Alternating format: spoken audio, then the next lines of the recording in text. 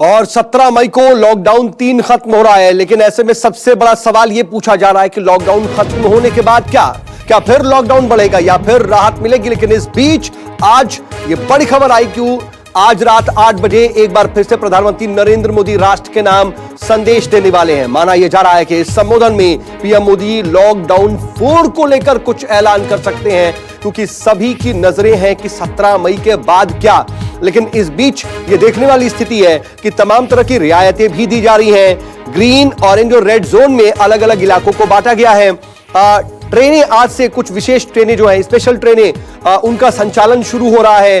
तमाम फ्लाइट्स को भी, डोमेस्टिक फ्लाइट्स को भी शुरू करने की कवायद कहीं ना कहीं खबरें मिल रही हैं कि शुरू हो रही है। इन सब के बीच मेट्रो में भी साफ सफाई का काम चल रहा है और तमाम जो औद्योगिक धंधे हैं, जैसे आज मारुति के मानेसर प्लांट में भी प्रोडक्शन शुरू हो गया। क्या इन सब चीजों में और तेजी लाई जाएगी? इन चीजों को कैसे प्रैक्टिकल तौर पर ग्राउंड पर उतारा जाए, जमीन पर उतार करके इस पर काम किया जाए। और आपको बताते हैं कि प्रधानमंत्री नरेंद्र मोदी आज राष्ट्र के नाम संबोधन करेंगे। इसको लेकर के अमित शाह ने भी ट्वीट किया है। उन्होंने लिखा है ट्वीट करके कि आज रात को प्रधानमंत्री नरेंद्र मोदी 8 बजे देश को संबोधित करेंगे और आप लोग इस संबोधन को जरूर देखें। गृह मंत्री अमित शाह ने भी अपनी तरफ से ट्वीट किया, तो वहीं सबसे पहले जानकारी पीएमओ की तरफ से आई कि रात को 8 बजे प्रधानमंत्री नरेंद्र मोदी 8 बजे राष्ट्र के नाम संबोधन देंगे। पीएमओ ने ट्वीट करके यह जानकारी दी थी। उसके बाद बीजेपी के भी तमाम ट्विटर हैंडल्स से इसको लेकर के ट्वीट्स किए गए और गृह मंत्री अमित शाह ने भी इसको ट्वीट किया है, इसकी जानकारी दी है। सवाल यही है कि कैसे हर चीज जो है वो बैलेंस बना करके आगे सुचारू रूप से जारी रखा जाए। और न्यूज रूम से हमारे साथ हमारे असिस्टेंट एडिटर अमित कुमार जुड़ चुके हैं मेरे साथ लाइव। अमित, देखिए कई चीजें हैं, तमाम रियायतों की बात की जा रही है, उसके लेकर के कयास लगाए जा रहे हैं, लॉकडाउन 4 को लेकर कयास लगाए जा रहे हैं। लेकिन साथ साथ हमें यह नहीं भूलना चाहिए कि बीते 3 दिनों में ही 10,000 से ज्यादा मामले सामने आए हैं कोरोना के। क्या हो सकता है ऐसे में? अगर आप देखें तो कल अगर जो प्रधानमंत्री ने मुख्यमंत्रियों से बात की, उसमें मुख्य तौर से जो सबसे महत्वपूर्ण था, जब प्रेस रिलीज भी जारी हुआ था, उसमें कहा गया कि प्रधानमंत्री मोदी जो माइग्रेंट जो लेबरर हैं, जो प्रवासी मजदूर हैं, उनको लेकर काफ़ी चिंतित हैं कि किस तरह से वो जो फिर से अगर आप देखें तो पिछले 8 से 10 दिनों में लगातार सड़कों पर आपको वो दिखेंगे जो मजदूर और लंबी लंबी दूरी तक घर जाने के लिए सड़क पर निकल चुके हैं। तो इसको लेकर प्रधानमंत्री ने भी चिंता जताई है। संभावना ये जताई जा रही है कि जब आज प्रधानमंत्री देश को 5वीं बार संबोधित करेंगे कोरोना वायरस और लॉकडाउन को लेकर, तो उसमें लेबरर का प्रवासी मजदूरों का मुद्दा जरूर होगा। इसके अलावा सबसे महत्वपूर्ण, अगर आप देखें जो लॉकडाउन 3 जब बढ़ा था तो प्रधानमंत्री ने देश को संबोधित नहीं किया था, सीधे सीधे ये जानकारी आ गई थी एमएचए की तरफ से, जो गाइडलाइन आया था कि लॉकडाउन 3 लागू होगा 14 दिन का। लेकिन इस बार अगर देखें तो मुख्यमंत्रियों ने जो बातचीत की उसमें 2-3 बड़ी अहम बातें थी। एक तो कई लोगों ने इस बात को कहा कि लॉकडाउन को बढ़ाना चाहिए, कम से कम मई के आखिरी तक लॉकडाउन को कंटिन्यू रखना चाहिए। तो दूसरी तरफ देखिए तो सबसे इंपॉर्टेंट चीज ये था कि जो रेड जोन है उसको लेकर कई मुख्यमंत्रियों ने सवाल खड़े किए और ये उनसे रिक्वेस्ट भी कहा, सुझाव में भी कहा कि पूरे के पूरे जिले, क्योंकि जब जोन में बांटा गया था तो जिले को एक जोन मानकर कहा गया था, रेड, ग्रीन, ऑरेंज करके, तो उसमें यह कहा गया कि जो रेड जोन है पूरे के पूरे जिले को आप जोन मानते हैं, उससे बहुत नुकसान हो रहा है। तो कई राज्यों के मुख्यमंत्रियों ने यह सुझाव दिया कि जो कंटेनमेंट जोन है, जो कि हॉटस्पॉट है उस जिले में, सिर्फ उसको रेड जोन माना जाए, बाकी जिलों में काम करने की, आर्थिक गतिविधियों की इजाजत दी जाए। ये बात प्रमुखता से दिल्ली के मुख्यमंत्री केजरीवाल ने भी कही। इसके अलावा हालांकि 2 तमिलनाडु, तेलंगाना जैसे राज्यों ने यह बात कही कि रेलवे को नहीं चलानी चाहिए, तो वहीं बंगाल जैसे और केरल जैसे सीएम ने यह भी कहा कि जब इतनी छूट हो गई तो लॉकडाउन खत्म होना चाहिए। लेकिन मुझे लगता है कि मुख्य रूप से आर्थिक गतिविधियों को कैसे बढ़ावा देना है उस पर रहेगा फोकस प्रधानमंत्री को। दूसरी चीज कि 2 गज दूरी जो एक नारा दिया था प्रधानमंत्री ने, तो वो कंटिन्यू रखना है। हम आर्थिक गतिविधियों को बढ़ाएंगे, लेकिन साथ ही साथ जो 2 गज दूरी है, जो सोशल डिस्टेंसिंग की बात है, उसको कैसे आगे बढ़ाना है तमाम छूट के साथ, उस पर फोकस करना है। प्रधानमंत्री ने कल एक और बात कही थी कि ग्रामीण इलाकों में कोरोना संक्रमण का मामला ना बढ़े, किसी तरह से वहां पर रोका जाए, ये एक अहम चीज है। और जन से जग तक का नारा उन्होंने दिया है कि जो अपने देश की जनता है, जन है, उनको तो बचाव कर रखना है, लेकिन अपने जो आर्थिक चीजें हैं उनको भी आगे बढ़ाना है। तो मुझे लगता है उनका जो फोकस एरिया होगा इसी तरफ की तमाम कई तरह के कयास तो लगाए जा रहे हैं। लेकिन इन सब के बीच मेरे साथ कुछ और सहयोगी भी जुड़ चुके हैं। अहमदाबाद से भूपेंद्र सिंह मेरे साथ जुड़े हुए हैं, तो वहीं दिल्ली से प्रशांत भी हमारे साथ जुड़ चुके हैं। जी प्रशांत, मैं आपके पास आऊं उससे पहले जरा भूपेंद्र आपसे जानना चाहूंगा कि अहमदाबाद में क्या कयास लगाए जा रहे हैं, क्योंकि देखिए वहां पर स्थिति जो है वो बहुत ज्यादा चिंताजनक है। लगातार मामले सामने आ रहे हैं, अहमदाबाद सुपर हॉटस्पॉट बन करके उभर गया है। तो क्या कयास है, क्या वहां पर लॉकडाउन बढ़ना चाहिए नहीं बढ़ना चाहिए, इसको लेकर के बातचीत हो रही है?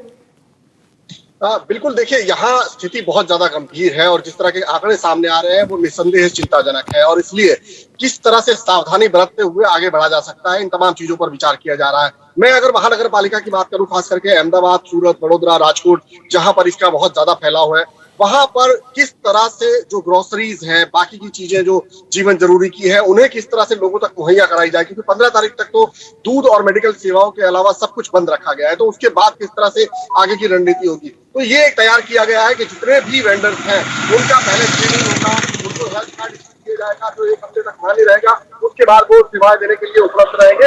ऐसे तमाम ग्रोसरीज जो है 17,000 के आसपास जो है पूरे वेंडर्स और दुकानें और सब चिन्हित कर लिया गया है। एक रणनीति ये तैयार कर ली गई है। दूसरी, अहमदाबाद के बाहर क्योंकि अहमदाबाद में इसका फैलाव बहुत ज्यादा है, अहमदाबाद के जो आउटर एरियाज है उसमें औद्योगिक इकाइयां जो है उनको कितनी ज्यादा छूट दी जा सकती है, सोशल डिस्टेंसिंग का पालन करते हुए वो किस तरह से अपना काम कर सकते हैं, उस पर भी ध्यान दिया जा रहा है और इसको लेकर भी मुख्यमंत्री ने अपनी बात जो है प्रधानमंत्री के सामने रखी है।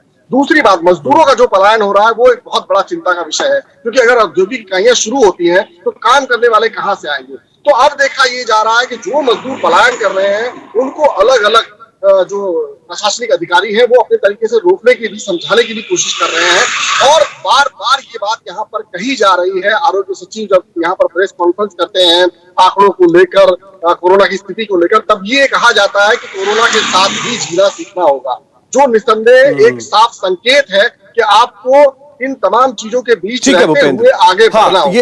ये स्थिति है। लेकिन प्रशांत, दिल्ली में तो अभी कुछ देर पहले ही मुख्यमंत्री अरविंद केजरीवाल भी लोगों से सुझाव मांग रहे थे, कह रहे थे कि क्या लॉकडाउन बढ़ाना चाहिए या नहीं, आप सुझाव दीजिए। प्रधानमंत्री नरेंद्र मोदी ने भी 15 मई तक राज्य के जो तमाम मुख्यमंत्री हैं उनसे सुझाव मांगे हैं। ऐसे में आज के संबोधन में क्या अहम हो सकता है?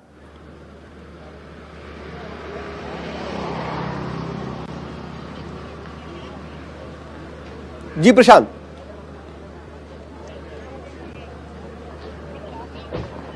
जी एक बार सवाल दोहराएं प्लीज।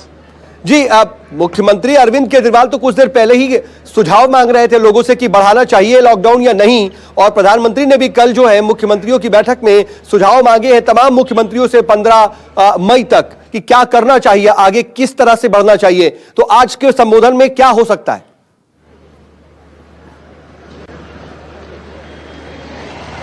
देखिए, संबोधन में तो जाहिर सी बात है यही होगा कि जो लग रही है स्थिति की लॉकडाउन भी चलेगा और साथ साथ ये चीजें भी चलेंगी, मतलब राहत के साथ लॉकडाउन चलेगा और उसको किस तरीके से चलाना है इसकी एक शायद नई रणनीति के तहत, नई गाइडलाइंस के तहत प्रधानमंत्री कुछ सुझाव दें, क्योंकि जीवन चलना भी बहुत जरूरी है और उसके लिए जो तमाम गतिविधियां हैं उसका चलना ही बहुत जरूरी है। लेकिन क्या जो लॉकडाउन की जो गाइडलाइंस हैं, जो पैरामीटर्स हैं, जो नॉर्म्स हैं, वो जमीन पर हकीकत के तौर पे पूरी हो पा रही हैं? लॉकडाउन के जो गाइडलाइन है, जो नियम कानून है, वाकई वो पूरे हो पा रहे हैं? अगर अभी देखा जाए, नई दिल्ली रेलवे स्टेशन के आसपास हूं मैं, यहाँ बहुत से लोग ई टिकट के जरिए आज अपनी यात्रा करने के लिए निकले हुए हैं। तो लेकिन ये तमाम ऐसे लोग हैं जो स्क्रीन करके जाएंगे, डॉक्यूमेंट्स पूरे इन्होंने किए हुए हैं, लेकिन इनमें कोई कैरियर है या नहीं है इसकी पहचान नहीं है।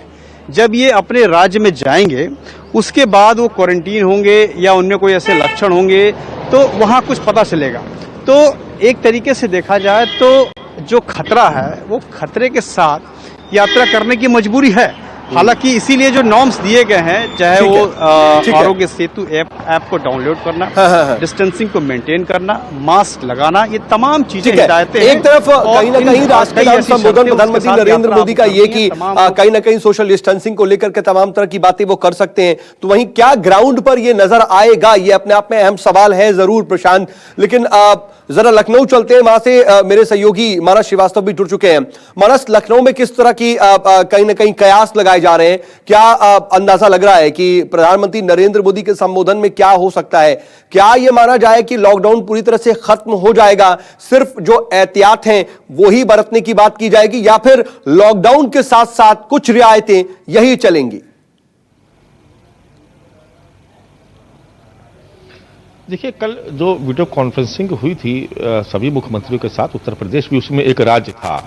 लेकिन अब आप देखेंगे कि पिछले कुछ दिनों से जो एक पैटर्न आपको नजर आ रहा होगा उत्तर प्रदेश सरकार का, कि वो इस बात को लगातार बल दे रही है कि उत्तर प्रदेश में उद्योगों को शुरू किया जाए, जो नियम और कानून जो बनाए गए हैं उनको फॉलो करते हुए, उनका पालन करते हुए।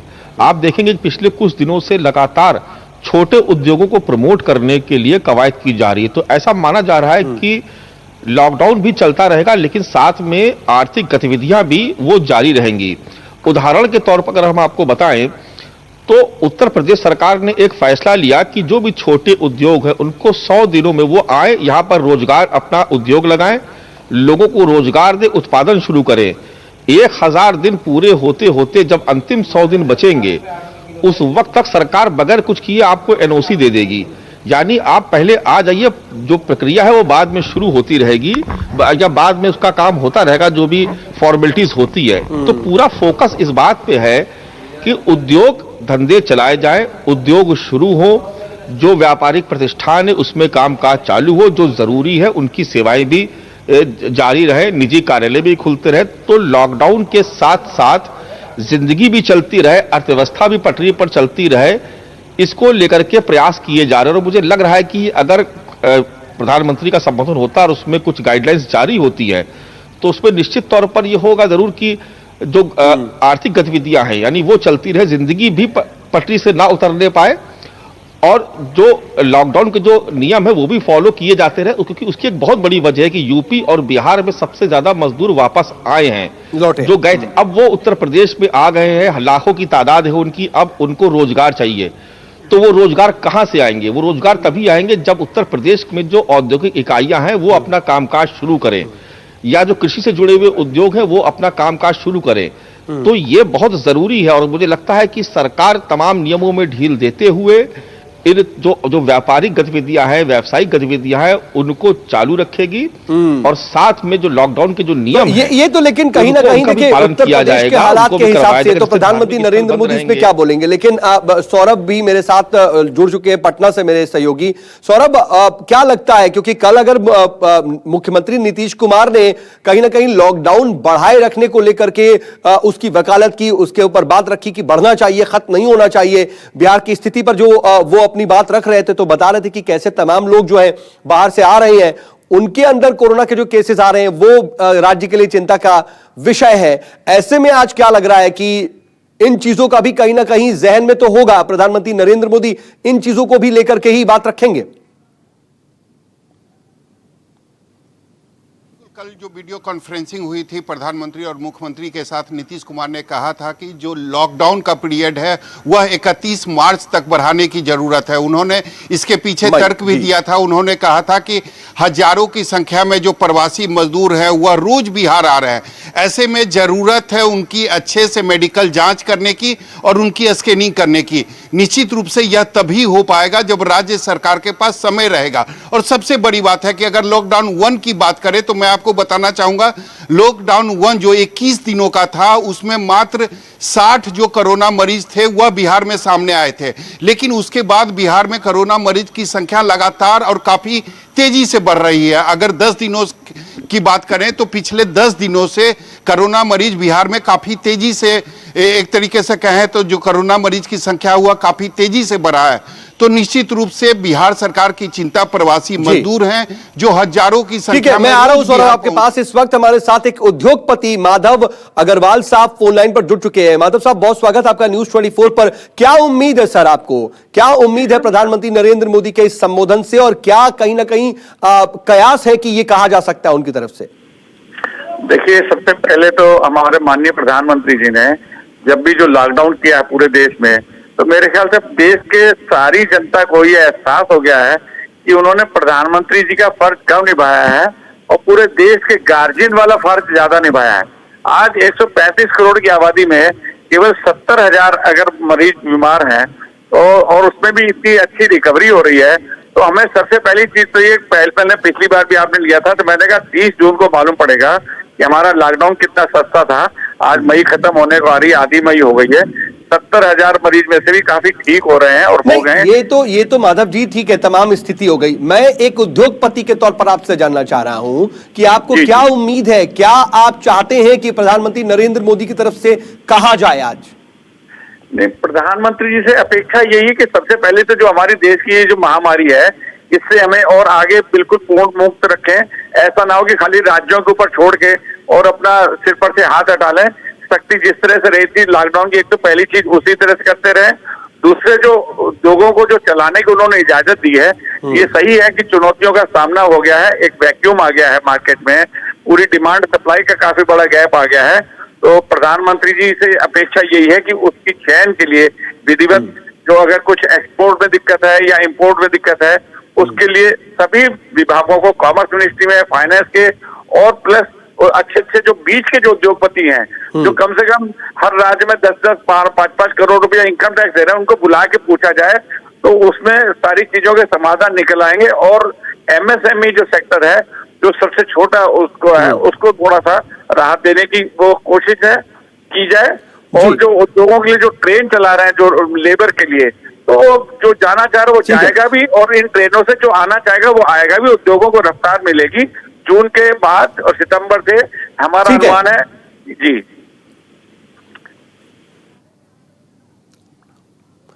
इस वक्त मेरे साथ पीएचडी चैंबर्स ऑफ कॉमर्स के भी अध्यक्ष जुड़ चुके हैं, इस वक्त मेरे साथ लाइव मौजूद है। सर, क्या उम्मीद लग रही है, क्या आपको अंदाजा है कि आज प्रधानमंत्री नरेंद्र मोदी बोलेंगे? आपकी अपेक्षा क्या है?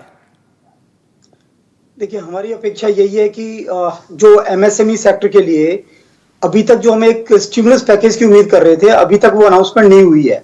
लगभग 2 महीने होने को आ रहे हैं लॉकडाउन के और अभी तक इंडस्ट्री को कोई भी इस तरह की अनाउंसमेंट नहीं आई है कि ये पैकेज अनाउंस हो रहा है। तो हम उम्मीद कर रहे हैं एक बड़ा कॉम्प्रिहेंसिव पैकेज लगभग 16 लाख करोड़ का, जो कि 7% जीडीपी का बैठता है। तो इतना बड़ा पैकेज और जितना जल्दी अनाउंसमेंट हो उतना बेटर होगा, क्योंकि इंडस्ट्री को कॉन्फिडेंस काफी हिल रहा है और इकोनॉमिकली जब तक हमारी एक्टिविटी शुरू नहीं होती तब तक देश के लिए भी और सभी इंडस्ट्री के लिए भी ये बहुत जरूरी है कि वो एक कॉन्फिडेंस गवर्नमेंट की तरफ से, हैंड होल्डिंग गवर्नमेंट की तरफ से आए। तो आई थिंक आज शायद हमें इसका एक सुनने को मिले प्राइम मिनिस्टर की तरफ से अनाउंसमेंट। ठीक है सर, ये एक जो पूरी स्थिति है, कहीं ना कहीं डिमांड एंड सप्लाई का जो गैप है, इन सब के साथ एक मैन पावर का भी बहुत बड़ा इशू अब हो गया है डॉक्टर अग्रवाल, कि कैसे इसको मेंटेन रखा जाए। इन सब पर क्या अपेक्षाएं हैं, क्योंकि बहुत से प्रवासी मजदूर है वो भी जा रहे हैं, ये सब भी तो देखना बहुत जरूरी होगा शायद। देखिए, जो माइग्रेंट लेबर है, लगभग 12 करोड़ की माइग्रेंट लेबर जो कि कंस्ट्रक्शन के अंदर, इंडस्ट्री के अंदर और एग्रीकल्चर में तीनों जगह जिसका यूज होता है। और इस समय जैसे कि बहुत सारे लोग अपने वापस गांव में जा रहे हैं, तो मेरे हिसाब से एक प्राइम मिनिस्टर की तरफ से अपील भी आनी चाहिए कि वो लोग अभी रुकें, अभी देश के निर्माण में सहयोग दें, क्योंकि इकोनॉमिक एक्टिविटी शुरू हो रही है। तो हमारा मानना है कि उनकी तरफ से अगर कोई ऐसी अपील होगी उसका एक बहुत बड़ा असर होगा। और जो कि माइग्रेंट लेबर बहुत जरूरी है, अगर लेबर नहीं होगी तो प्रोडक्शन कैसे शुरू होगा, इंडस्ट्री कैसे शुरू होगी। तो आई थिंक ये एक बहुत बड़ी समस्या है जिसका कि मेरा मानना है कि प्राइम मिनिस्टर अपील करेंगे कि लोग ना जाएं और अभी काम में शुरुआत करने में वापिस से जो इंडस्ट्री शुरुआत करने की कोशिश कर रही है। पैकेज के अलावा और क्या चीज आप लोगों के जहन में है कि प्रधानमंत्री नरेंद्र मोदी को आज कहना चाहिए? क्योंकि देखिए, स्थिति ये भी है, हमें ये नहीं भूलना चाहिए कि बीते 3 दिनों के अंदर 10,000 से ज्यादा संक्रमण के मामले सामने आए हैं। आर्थिक गतिविधियां जैसे ही लॉकडाउन 3 के बाद शुरू हुई है, थोड़ी बहुत छूट मिली है, वैसे ही मामले भी ज्यादा आ रहे हैं। तो कैसे बैलेंस रखा जाए? मुझे लगता है कि आज प्राइम मिनिस्टर की तरफ से एक मैसेज ये आएगा कि जीवन और जीविका दोनों जरूरी है। और चूंकि ये कोविड की जो समस्या है ये एकदम खत्म नहीं होने वाली, इसका जो इलाज है वो जब तक वैक्सीनेशन डेवलप नहीं होगा तब तक कोई इलाज नहीं है, और ये अभी लंबे टाइम तक चलने वाली है। तो कहीं ना कहीं एक ऐसा मैसेज आएगा कि हमें पूरी प्रिकॉशंस बरतनी है, पूरी सोशल डिस्टेंसिंग नॉर्म बरत करने हैं और उसके साथ ही हमें काम भी करना है। तो आई थिंक ये मैसेज आज काफी जोर शोर से प्राइम मिनिस्टर की तरफ से ये आएगा और लोगों को एक जो डर की भावना बैठ गई है उसको भी कहीं ना कहीं दूर करने की कोशिश की जाएगी कि आपको अगर ये सारी प्रिकॉशन लेते हैं तो फिर आप काम भी कर सकते हैं, क्योंकि अभी घर पे बैठ के भी आप समझिएगा कि काम नहीं चलेगा, बिकॉज जितने लोग कोविड से मर रहे हैं, कहीं एक ऐसा सिचुएशन आ सकती है कि भूखमरी से भी लोग मरने लगे, तो दोनों का बैलेंस करना बहुत जरूरी है। तो आई थिंक ये मैसेज भी प्राइम मिनिस्टर की तरफ तो से कहीं ना कहीं मोटे तौर पर डॉक्टर अग्रवाल आप दो बात कह रहे हैं कि जो तमाम कामगार हैं, कहीं अगर प्रधानमंत्री की नरेंद्र मोदी की तरफ से अपील आती है उनके लिए, मजदूरों के लिए कि वो ना जाएं, वो माइग्रेट ना करें, वो एक अहम आपकी कहीं ना कहीं अपेक्षा और एक राहत पैकेज का कहीं ना कहीं एक उम्मीद आप लगाए बैठे हैं। लेकिन कितना जरूरी है, क्या आपको लगता है, क्योंकि सरकार भी राजस्व का घाटा झेल रही है, लगातार उसको भी आर्थिक मोर्चे पर परेशानी झेलनी पड़ रही है, क्या वो ऐसे वक्त में एक बड़ा राहत पैकेज का ऐलान कर सकती है, आपको लगता है? देखिए, बिल्कुल करना चाहिए, क्योंकि फिस्कल डेफिसिट अभी बहुत ही सेकेंडरी है। अभी बहुत जरूरी है कि जो एक इंडस्ट्री जो कि बहुत बुरी हालत में है, पिछले 2 महीने से कोई काम नहीं हुआ है, कोई रेवेन्यू नहीं है, कोई प्रोडक्शन नहीं है, और अभी भी ये शुरुआत होगी, उसके बाद भी प्रोडक्शन की, डिमांड की, सप्लाई की, इनकी भी डिसरप्शन होने वाली है, इवन लेबर की भी प्रॉब्लम रहने वाली है। तो ऐसे टाइम में गवर्नमेंट की हैंड होल्डिंग बहुत जरूरी है। और ये चलिए, तो ये देखते हैं कि क्या प्रधानमंत्री नरेंद्र मोदी अपने संबोधन में ये तमाम बातें रखते हैं या नहीं। बहुत शुक्रिया हमारे साथ जुड़ने के लिए डॉक्टर अग्रवाल। इन सबके बीच हमारे साथ इस वक्त आर के अरोड़ा साहब, जो कि सुपरटेक के एमडी हैं, वो जुड़ चुके हैं। अरोड़ा साहब, आपका भी बहुत स्वागत न्यूज 24 पर। क्या उम्मीद लग रही है सर आपको, क्योंकि अगर हम कंस्ट्रक्शन सेक्टर को देखें तो कहीं ना कहीं सबसे बड़ी मार इसी सेक्टर को झेलनी पड़ रही है, क्या उम्मीद है? देखिए, मैं इसमें ये कहूंगा कि एग्रीकल्चर के बाद ये दूसरा सबसे बड़ा सेक्टर इंडिया में है जो हमारी जीडीपी को बढ़ाता है। जितने भी अनऑर्गेनाइज्ड मैन पावर हैं, दिहाड़ी मजदूर हैं, skilled man power, unskilled man power जो आज बेरोजगार हो गए हैं, एक तरह से मोर देन 50-60% पीपल आज जो है जॉबलेस हो गए हैं, उनको काम देने के लिए केवल रियल एस्टेट सेक्टर ही है जो आगे आकर इनको काम दे सकता है। तो इस सेक्टर की जो समस्याएं हैं हमने यूपी गवर्नमेंट के साथ और सेंट्रल गवर्नमेंट के साथ शेयर किए हैं कि जो इश्यूज यहाँ पर प्रोजेक्ट के अंदर चल रहे हैं, जिन प्रोजेक्ट के अंदर ऑलरेडी डेट था, उन डेट को एक बार रोल ओवर कराया जाए, रिस्ट्रक्चरिंग करा जाए, फर्दर उसमें और कुछ एडिशनल पैसा डाला जाए उसको कंप्लीट करने के लिए। नंबर 1। नंबर 2, मतलब आप ये देखिए कि इसके अंदर जो होम बायर होता है, होम बायर घर खरीदता है, उसका करीब 32 लाख करोड़ रुपीस इसके अंदर लगा हुआ है। उसको भी आगे सस्टेन कराना है, उनको डिलीवरी देनी है, उनको पोजीशन देने हैं, और ऐसे लोगों को रोजगार देना है जिन लोगों के लिए ये आज रिक्वायरमेंट है।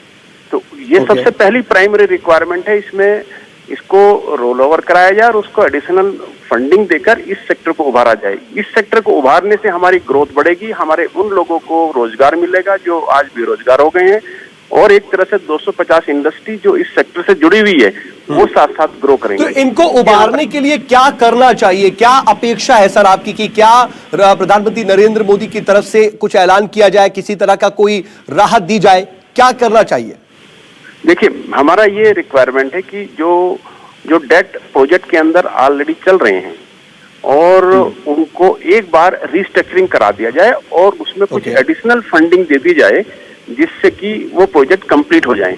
ये एक हमारी रिक्वायरमेंट, प्राइमरी रिक्वायरमेंट है, जो हमने आरबीआई को भी लिखा है, फाइनेंस मिनिस्टर को भी लिखा है, ऑनरेबल प्राइम मिनिस्टर को भी लिखा है। From the NAREDCO, I am heading the NAREDCO president UP, उसके बिहाफ पे भी हमने उनको काफी परसू किया हुआ है।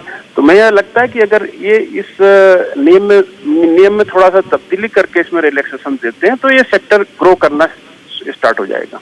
चलिए, और पूरी उम्मीद है कि कहीं ना कहीं प्रधानमंत्री नरेंद्र मोदी के जहन में ये तमाम चीजें जरूर हैं, क्योंकि वो हर एक स्थिति पर बहुत बारीकी से नजर रखे हुए हैं। अब देखना होगा कि अपने संबोधन में क्या इस सेक्टर के लिए भी, आपके क्षेत्र के लिए भी कुछ राहत या कोई ऐलान है।